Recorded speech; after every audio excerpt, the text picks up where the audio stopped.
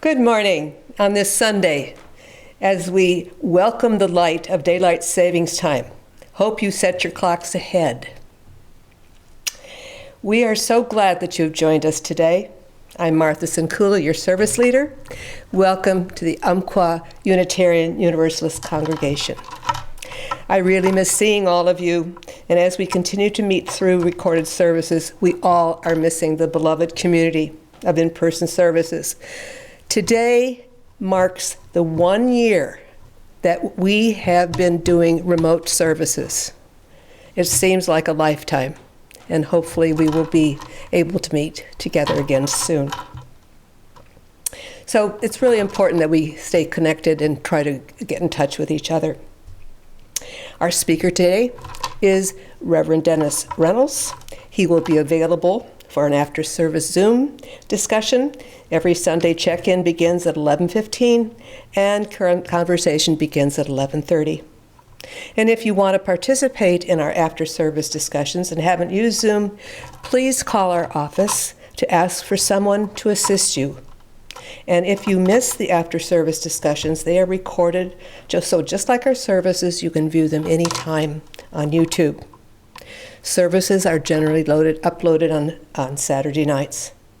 In addition to services and discussions, we also have meditations and interviews. There's a lot to check out. Also, I wanted to make the announcement, like Lois did last week, is our General Assembly is in June, and we are providing $200 for those of you who might want to attend virtually. It is held every year. It's really an important meeting of everyone in the whole country and in the world to get together, Unitarianism and Universalism. We thank Michael Wheeler and Lucy Swangham for their work on producing these videos every week, and they do a wonderful job.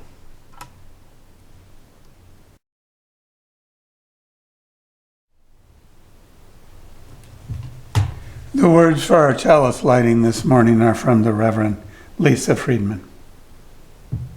We touch the floor to remember. To remember that whatever we bring our best self is holy ground. We reach for the sky to remember. To remember that we are part of a mystery much larger than ourselves.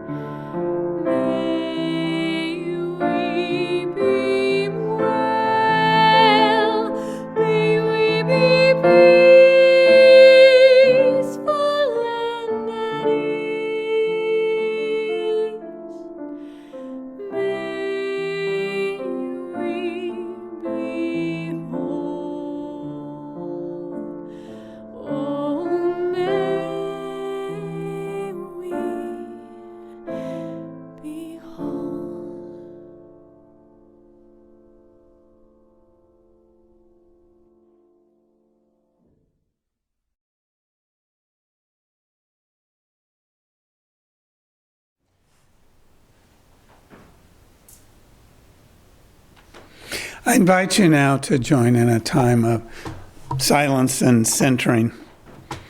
As I've shared before with you folks, my wife Suzanne and I have an almost daily meditation practice. I also get each day from Tricycle Magazine a piece they call Daily Dharmas. This past week, I received one that I thought was timely. It's from the writer and teacher Christopher Willard. So I invite you to settle in and sit in a way that's comfortable for you. Hands in whatever position is comfortable for you. I change mine. Sometimes I'll close them like this. Sometimes I'll bring them together. Whatever seems comfortable for you this morning. I suggest that you sit up a little bit straight. They often talk about a notion of straight back and loose belly, though. Belly loose so that the breath can expand fully as we breathe deeply together.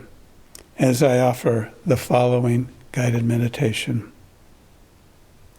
Equanimity is a radical acceptance of not knowing and a means of not taking everything so personally. Not taking everything so personally.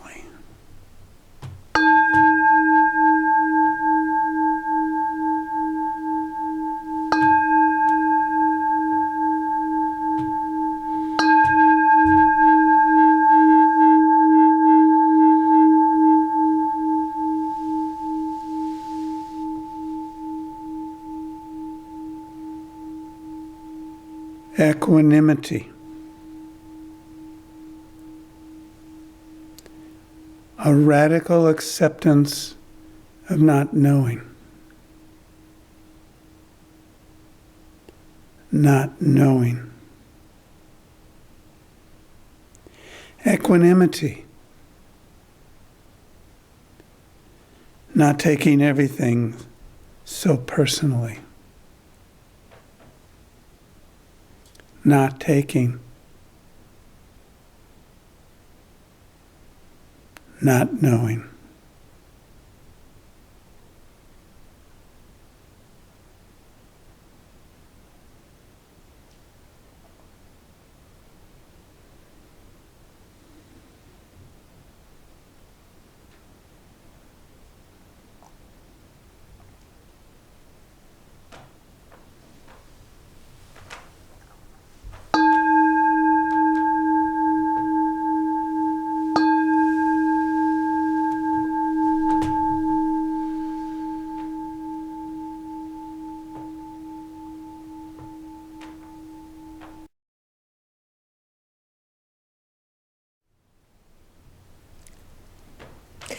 Our reading today is by Mary Oliver, one of our favorite poets. It's called Wild Geese. You do not have to be good. You do not have to walk on your knees for 100 miles through the desert repenting. You only have to let the soft animal of your body love what it loves. Tell me about despair, yours, and I'll tell you mine. Meanwhile, the world goes on. Meanwhile, the sun and the clear pebbles of the rain are moving across the landscapes, over the prairies and the deep trees and the mountains and the rivers. Meanwhile, the wild geese, high in that clean blue air, are heading home again. Whoever you are, no matter how lonely, the world offers itself to your imagination. It calls to you like the wild geese, harsh and exciting, over and over, announcing your place in the family of things.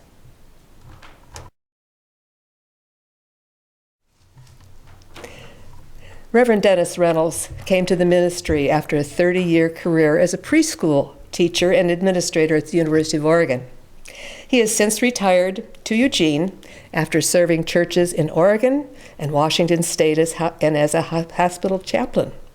He has been active locally and globally. Reverend Dennis believes the most powerful sermons are often those written with a religious text in one hand and a current news source in the other. He enjoys lifelong learning and the practice of crafting sermons. Our congregation enjoys his wisdom and wit and his ability to share his authentic self with us. Dennis?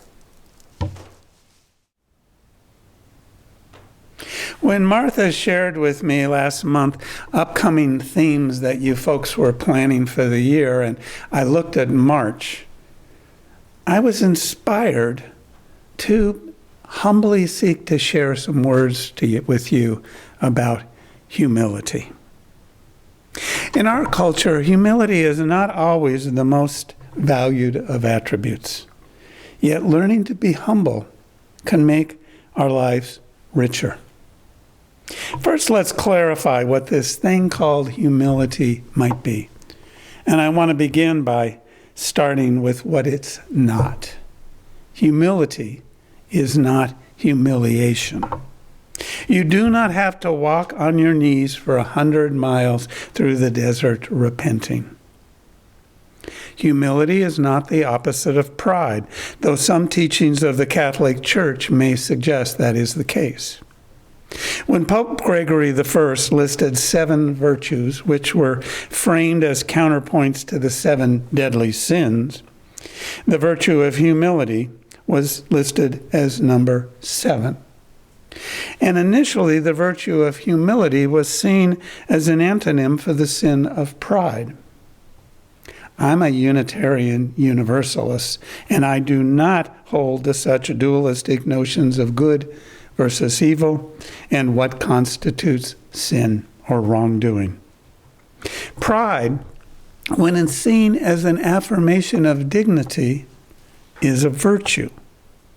Gay pride celebration seems to me to be an affirmation of that virtue. I would look, though, to my LGBTQ friends and family for their own descriptions of what the word and the celebration means to them. Pride can be a virtue and perhaps be an antidote to external attempts to inflict humiliation on another. Excessive pride, however, can become arrogance. In our culture, an excessive sense of one's own worth is all too often applauded, particularly in sports, in celebrities, and in politicians. In athletics, perhaps the most well-known example was the late Muhammad Ali, who often told us, "I am the greatest." I have no doubt you can readily call to mind one or perhaps more than one individual in politics who you think the label might fit.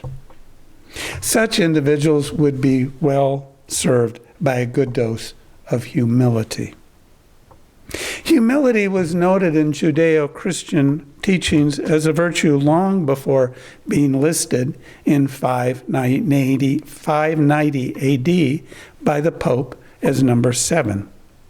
Perhaps the most well-known example is from the Hebrew Bible, what Christians call the Old Testament, from the book of Micah, chapter 6, verse 8, which asks the question, "What does the Lord require of you?" and offers this answer: do justice, love kindness, and walk humbly with your God. Do justice, love kindness, and walk humbly with your God. I note that Micah did not say to bow before God or walk behind God, but to walk with God. I also note that he said, your God, and not my God or any tradition or faith's definition of God or someone else's God, but rather your God. You might choose, in fact, to use the label goddess or spirit of life or whatever definition or label you think describes your God. An emphasis on the words your and with are certainly consistent with the principles of our Unitarian Universalist faith, in which we promote a free and responsible search for truth and meaning. Humility and pride are values which we can practice living with in balance, seeking a balance between the two, looking to each quality for opportunities that help us to live out our fullest humanity. The Christian theologian David F. Wells, in his book Losing Our Virtue, writes that humility has nothing to do with depreciating ourselves and gifts in ways we know to be virtue. Humility is that freedom from ourself which enables us to be in positions in which we have neither recognition nor importance, neither power nor visibility, and even experience deprivation, and yet have joy and delight. It's the freedom of knowing that we are not in the center of the universe, or even always in the center of our own private universe. Freedom from ourselves. The freedom of not knowing we are in the center. This past year, if it has done nothing else, has shattered any thoughts that we as individuals or we as human beings are the center of the universe. Notions that our knowing would give us dominion or control over the unfolding of our own and our shared experience has been shown to not be the case.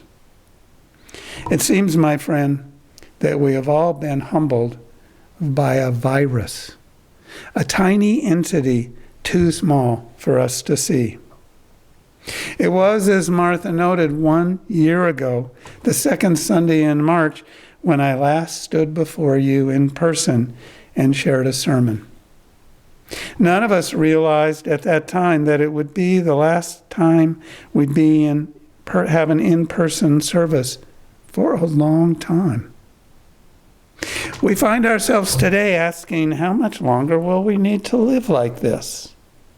And the only answer we can give is, until all of us can come together and be safe.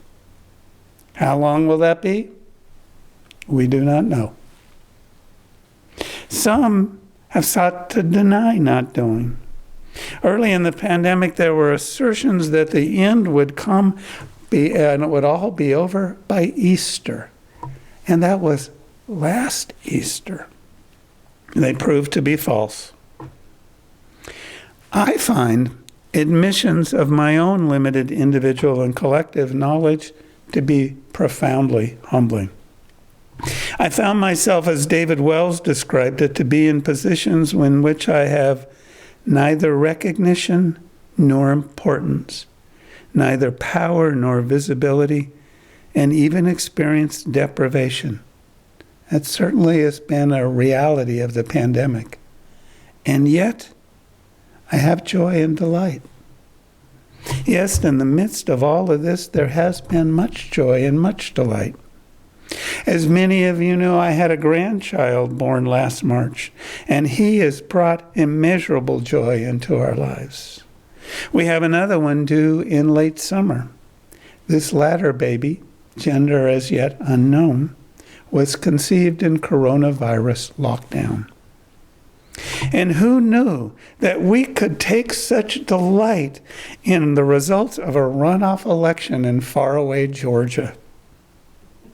In recent weeks, I've had a number of friends who, along with some of you, have joyously shared that they've received the first or maybe even the second vaccination. We find joy in seeing there is light at the end of the tunnel. And yet, we do not know how long that tunnel stretches and how much dark still lies between the now and our return to a new version of normal. And I've seen glimmers of joy in my post-sermon conversations with many of you. When you gather together and greet each other as beloved community, your eyes light up with a brightness I can see across Zoom and across the miles. Joy. It will be so very good to get together, and I, and no doubt most of you, will not take for granted the simple joy of being together with friends in actual, not merely virtual community. We have, though, surprisingly found more joy than we imagined we would via YouTube and Zoom and FaceTime and such. Most of the time, we pride ourselves on our knowing. Yet in these times, there is an inordinate amount of things we simply do not know. By practicing more humility, though, we can learn increasingly to simply sit and be present with what is. Many of us have chosen to do that with focused intention.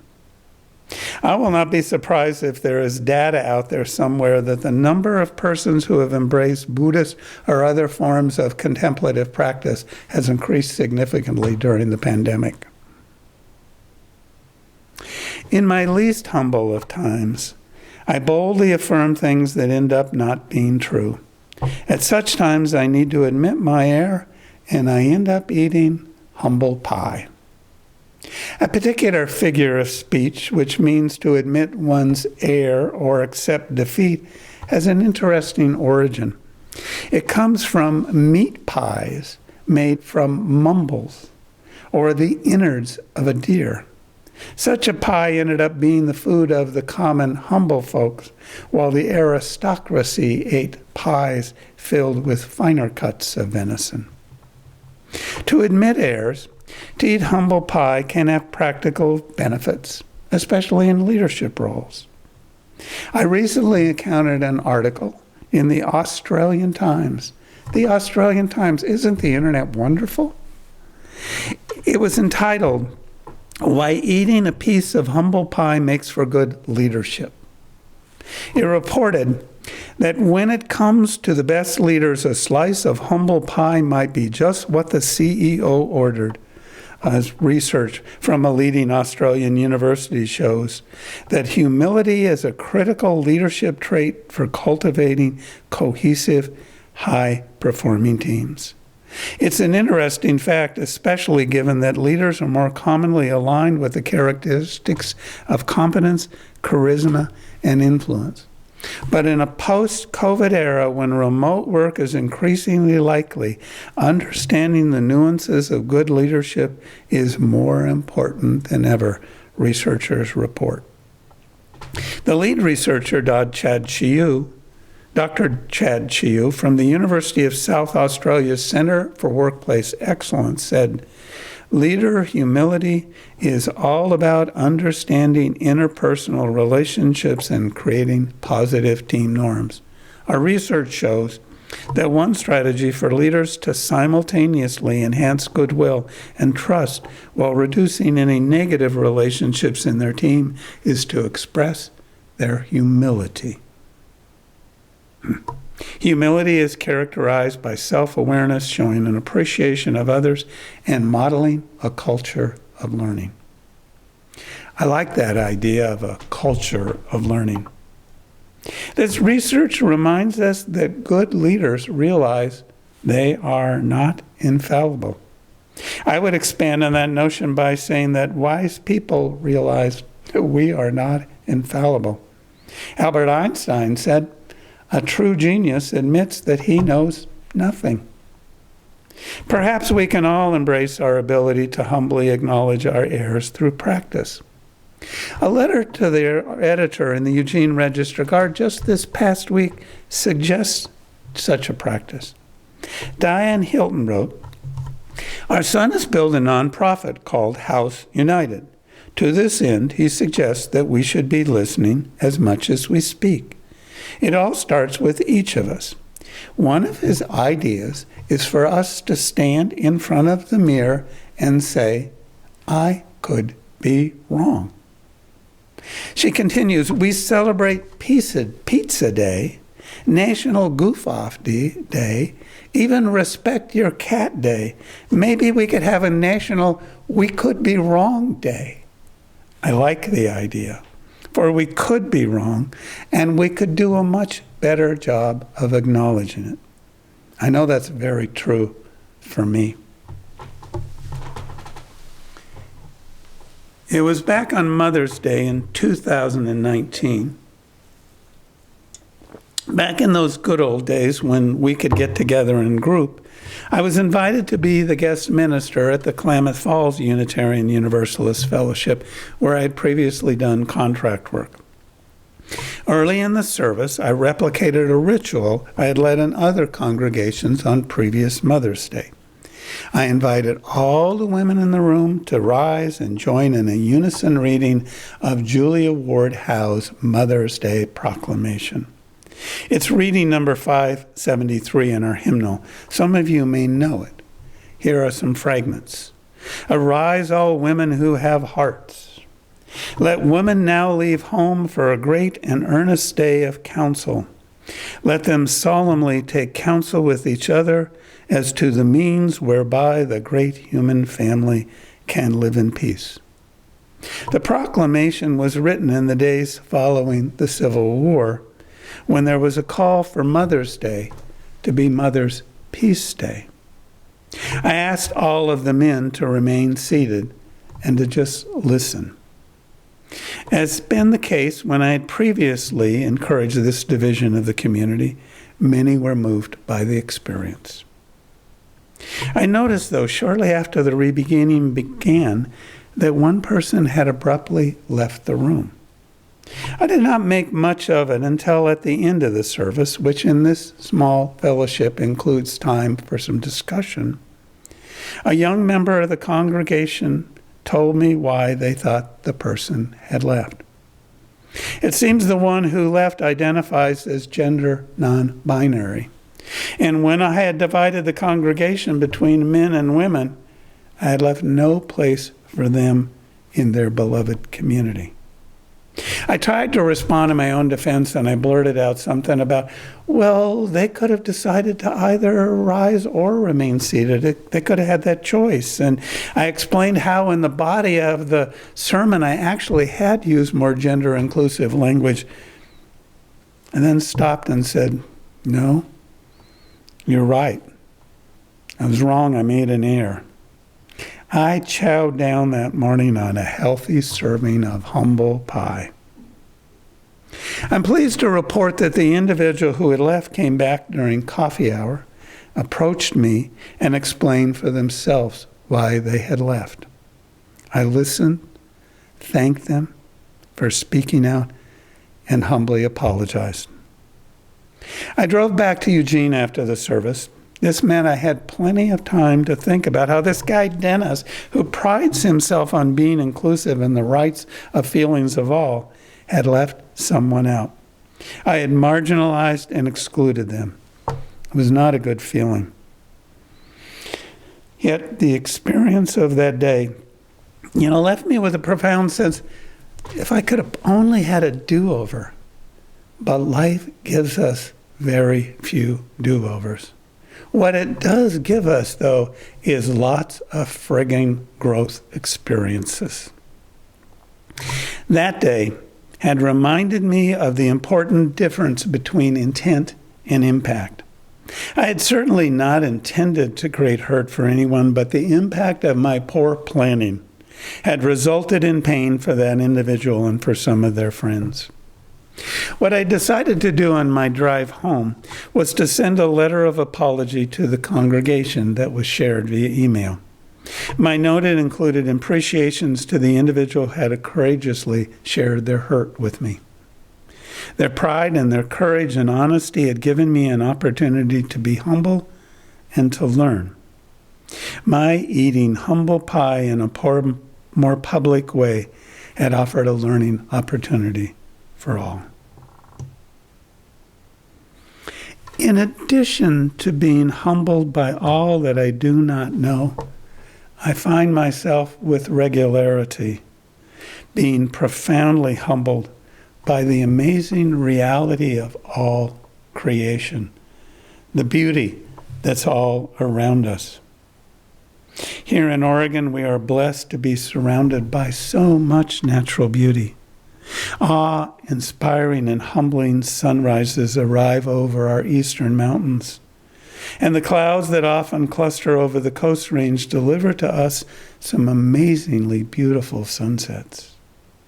The rich greens of our forest, our sparkling rivers, the rock formations, the peaks, the waterfalls, the meadows and pastures, often gifts that come unbidden to those of us blessed to be here. And earlier this week, while walking in the meadow near my home, I heard the wild geese, harsh and exciting, and over announcing my place in the family of things. All this awesome natural beauty reminds us that we are a small part of all that is. Our Unitarian Universalist seventh principle reminds us of our humble place in the midst of it all. We affirm and promote respect for the interdependent web of existence of which we are a part. Those last two words, "a part," are key.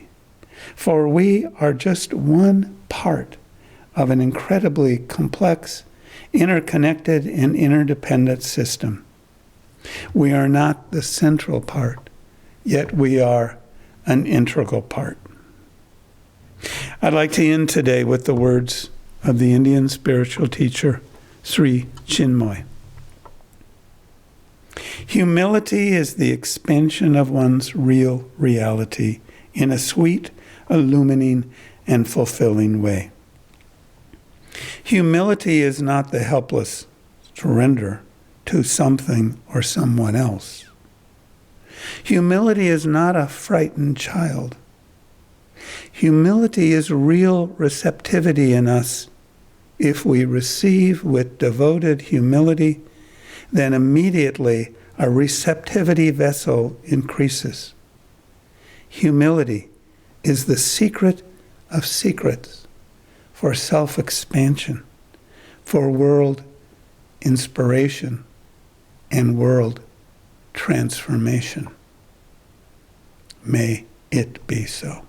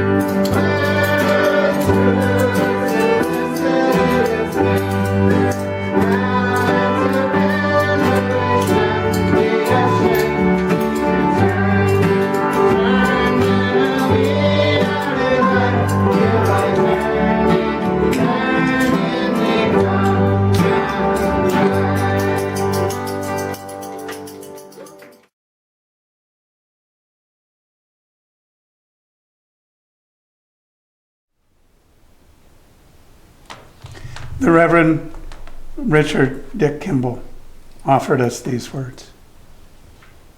We are. Therefore, we love. We love. Therefore, we are. May we be humble before the wonder of what we dare to create. Salam, shalom, amen, and blessed be.